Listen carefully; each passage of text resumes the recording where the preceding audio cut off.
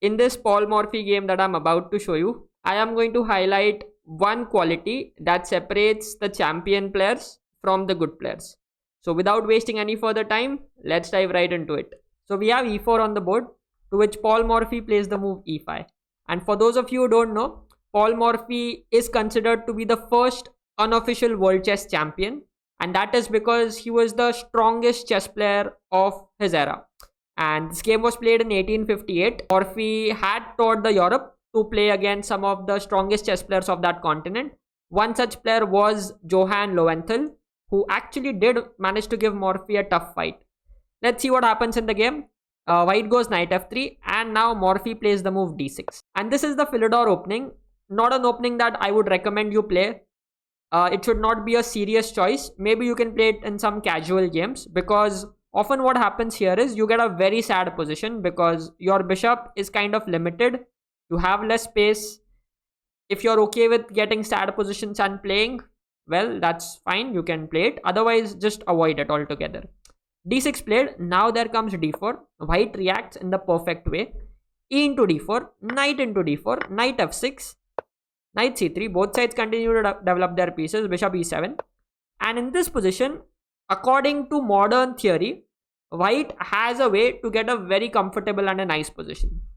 I discovered it from the Philidor defense course of the chess mood. And the way to go here is to play bishop f4. So that after you short castle, you play queen d2, knight c6 and long castle. And the plan is White is simply going to push all these pawns and attack the king. I won't dive into much details of the position. I hope you get the general strategy. But if you want to dive more into this line, then I would highly recommend you check out the chess mode Philidor defense course. I'll leave a link to that in the description. It's a paid course, by the way, but a fantastic resource if you want to learn about the nuances of how to play with Philidor with White. So we'll go back to our position. Now after bishop e7, White goes bishop e2, develops his bishop, fine. Castle, castle, and Morphy plays c5. Very interesting move. You kind of weaken the d6 pawn and the d5 square, but Morphy is able to solve his problem very quickly because his pieces come into the game quickly. So we have knight c6, bishop f4, bishop e6 and d5, and Morphy has solved the problem of his d6 weak pawn and the d5 weak square. E d5, knight d5 happens, knight into d5. No, White didn't play knight d5, sorry. There is rook a d1. The rook joins to put more pressure on the d5. Morphy takes on f4, and both sides continue to get their pieces in the game. Now White goes knight g5, threatening an attack here. Morphy chops the knight, and we get this position here. Now there is an interesting sequence of moves that happen, and that really highlights the difference in the mindset of a good player and a champion player. There is queen b6 by Morphy, hitting this pawn. Now White goes knight a4, protects the pawn and also attacks the queen. Morphy goes queen a5 again and knight c3. And now here many players would be tempted to play queen b6 and just repeat and make a draw. Okay, like you get threefold repetition and the game would end in a draw after queen b6. But Morphy doesn't decide to repeat. Instead, he decides to fight for an advantage even in an equal position. And this is a quality that I want to speak about. Okay, if you want to improve your results quickly, if you want to become a champion player, you need to learn to fight for an advantage, to push for a victory even in an equal position. Knowing that he has to fight for a win, Morphy plays the move f5.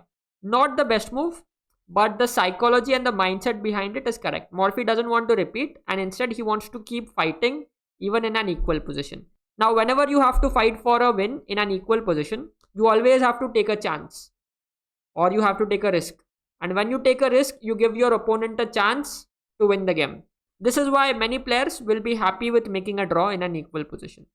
But that is not how you will grow or improve.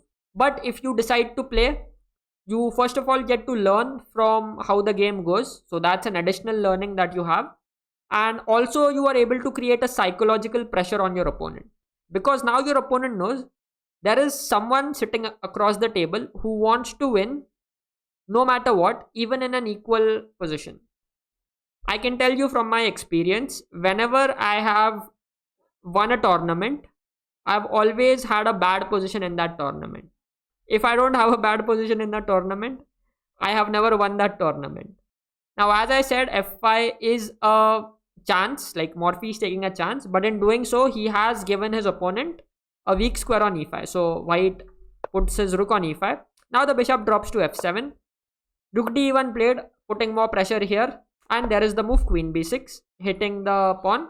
Now white takes, and we reach a position without the rooks. And white goes queen e7.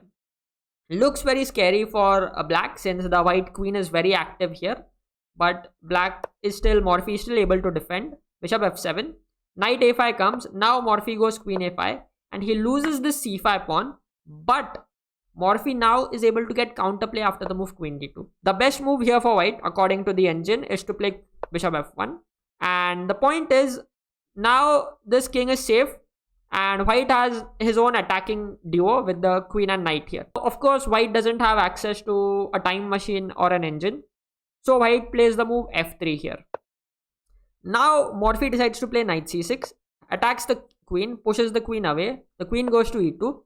There's an offer to trade queens, but Morphy says no, I don't want to trade queens, and he takes this pawn.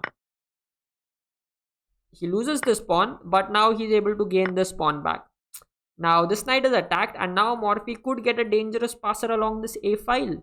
The queen goes to b5, and once again white is trying and hoping to create some counterplay against black. There comes the move queen c3 and knight b3, stopping this knight from jumping forward. We get a few more moves. Black loses one more pawn. Morphy goes g6, kicks the bishop away, and now we reach knight e5. There is a threat to go knight into d3, c into d3 and win this knight. Okay, so white has to be careful with all the threats around. So white defends the knight with knight d2, but now there comes queen h4 check. What do?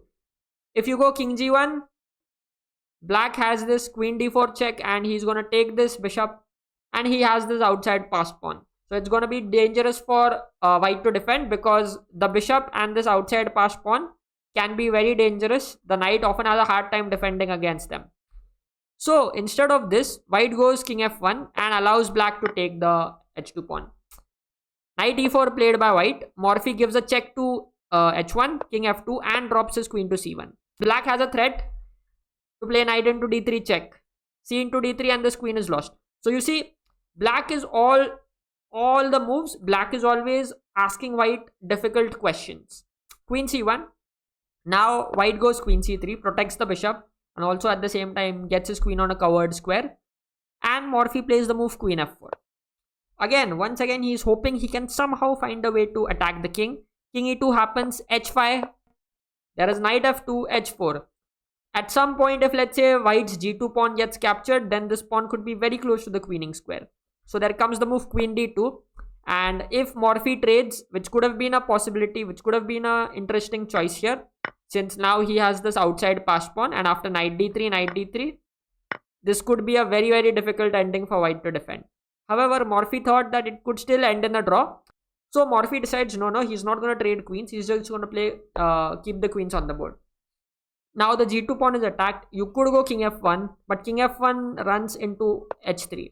And yes, the position may look equal on the engine, but this is very scary. If you go knight h3, there are suddenly moves like knight f3, and the king gets way too exposed here. So instead of that, what white decides is that he plays the move queen e3, so that if queen g2 ever happens, this e5 knight will get chopped off. Morphy plays a5, decides to push this pawn, trying to make it a queen. Queen e4, stopping this pawn from advancing even further. Bishop e6, f4. Now there comes knight into d3, c into d3. Now Morphy tries his last trick to fight for a win. He goes here bishop to g4 check. And the point is, if you go knight into g4, which could be played, you allow queen g4, king f1, and the queen can drop back to d7, let's say.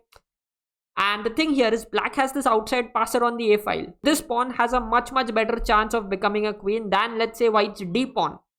Okay, so white doesn't want that. So white is very smart about it. And instead of taking the bishop, he just tucks the king back on f1. And now black goes bishop f5. But now white is able to finally force a draw with queen e7 check. Okay, black goes king h6, but there is a way that white can simply draw here by just giving unlimited checks. Queen f8 check, check, check. Yeah, this would end in a draw. Because at any point, let's say if you give a check and the king runs to h5, there would be a checkmate like this, and it would be very embarrassing. So yeah, white defended well. Full credit to white to that, and this game ended in a draw. However, all throughout the game, Morphy was always putting pressure on his opponent and hoping his opponent makes a mistake somewhere. So I hope you get the important lesson from the video, and I hope you apply it in your games as well. Thank you very much for watching, and I'll see you in another video. Bye bye.